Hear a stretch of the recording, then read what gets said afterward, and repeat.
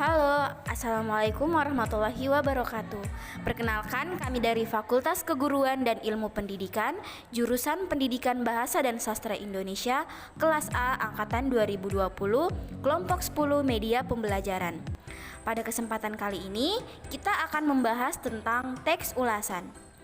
Teks ulasan adalah teks yang berisi pembahasan atau penilaian terhadap buku atau karya-karya lain. Teks ulasan disusun berdasarkan tafsiran dan pemahaman atas karya yang diulas. Nah, dalam teks ulasan ini kita akan membahas mengenai struktur teks ulasan.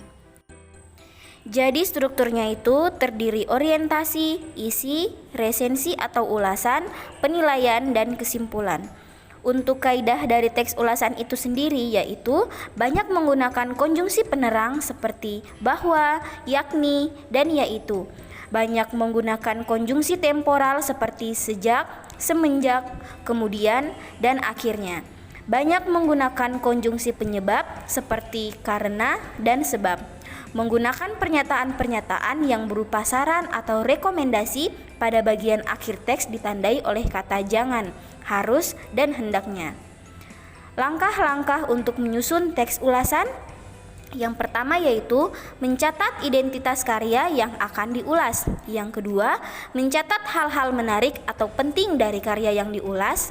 Yang ketiga, menelaah kelebihan dan kekurangan karya yang diulas. Dan yang keempat, merumuskan kesimpulan tentang isi dan kesan-kesan karya secara keseluruhan. Dan yang terakhir, membuat saran-saran untuk penikmat karya. Dari yang kalian lihat bahwa latar dari media kami adalah warna biru. Alasan kami mengambil warna biru karena kami menurut tafsiran dari psikologi, warna biru bisa melambangkan ketenangan dan kedamaian. Warna biru juga bisa berarti stabil, andal, aman, dan produktif. Nah, warna biru ini sangat cocok untuk kita pelajar agar lebih stabil dan produktif. Produktif dalam mengembangkan diri untuk dapat berpendapat tentang suatu hal, baik memberikan penilaian ataupun kritikan.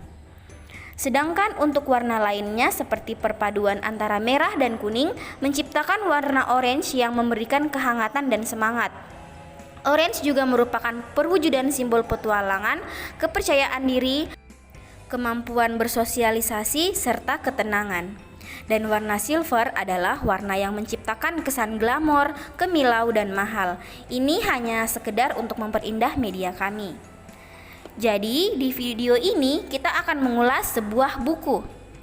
Apakah teman-teman pernah mengulas teks? Atau pernahkah kalian belajar teks ulasan? Tentu pernah dong ya, karena itu kan pelajaran kita saat SMP kelas 8. Oke, di sini kita akan mengulas teks dari buku yang ditulis oleh Raditya Dika. Raditya Dika adalah seorang komika dan juga penulis. Tentu sudah tidak asing lagi buat kita. Buku yang ditulis Raditya Dika ini berjudul Cinta Brontosaurus. Sekarang kita akan mengulas buku tersebut. Mungkin kalian akan rasa lucu dengan gambarnya ya. Tapi ini menarik ya teman-teman, karena foto dari Raditya Dika ini dan animasi Saurus memberikan kesan dari cinta Brontosaurus, cinta yang ada kadaluarsanya. Pertama yang kita lakukan dalam mengulas adalah mengetahui struktur teks ulasan. Di video sebelumnya kita sudah membahas tentang teks ulasan. Nah, sekarang kita akan mengulas dengan memperhatikan struktur dari teks ulasan ini. Jadi, struktur teksnya ini terdiri dari orientasi atau pengenalan. Dalam orientasi ini, kita perlu tulis judul buku, yaitu di sini judul bukunya yaitu Cinta Brontosaurus. Nah, setelah itu penulisnya siapa? Di sini penulisnya sudah pasti Raditya Dika. Nah, yang selanjutnya yaitu penerbit. Penerbitnya di sini yaitu Gugus Media, dan yang terakhir yaitu tahun terbitnya yaitu pada tahun 2006. Kedua, isi resensi atau ulasannya.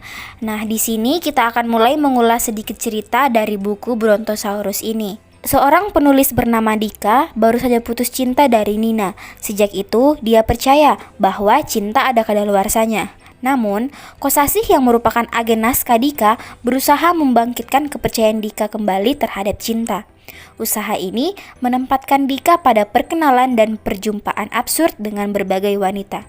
Hingga tanpa disengaja, Dika berjumpa dengan Jessica yang ternyata memiliki jalan pemikiran sama anehnya dengan Dika. Di sisi lain, Dika mendapatkan tawaran film dari bukunya yang berjudul Cinta Brontosaurus. Namun, masalah lain datang ketika naskahnya harus diubah menjadi genre film horor yang saat ini sedang tenar. Padahal, buku itu mengisahkan pengalamannya memahami cinta. Kemudian penilaian, kita akan menilai kekurangan dan kelebihan buku ini. Ini ya, dari yang kita ulas, kita sudah menemukan kekurangan dan kelebihannya. Jadi kelebihannya yaitu, tampilan buku ini sangat menarik dengan cover yang terlihat ceria. Isi buku cukup mengaduk emosi pembacanya dengan gabungan kisah komedi, cinta, hingga kehidupan sehari-hari. Bahasa dalam buku ini sangat menggambarkan kehidupan anak muda zaman sekarang yang terbiasa dengan bahasa gaul. Nah, sementara kekurangannya, pada akhir cerita masih mengambang dan banyak kata vulgar. Dan yang terakhir adalah kesimpulannya. Jadi, buku Brontosaurus ini bisa kita simpulkan dari apa yang kita ulas, bahwa di balik segala kelebihan dan kekurangannya, buku ini mengundang minat banyak orang karena nama besar penulisnya, sisi humor Raditya Dika, dituangkan dalam buku ini dan mampu menghibur setiap pembacanya. Oke, itulah pembahasan dari teks ulasan kami. Semoga bermanfaat dan menarik untuk dijadikan bahan pembelajaran. Assalamualaikum warahmatullahi wabarakatuh.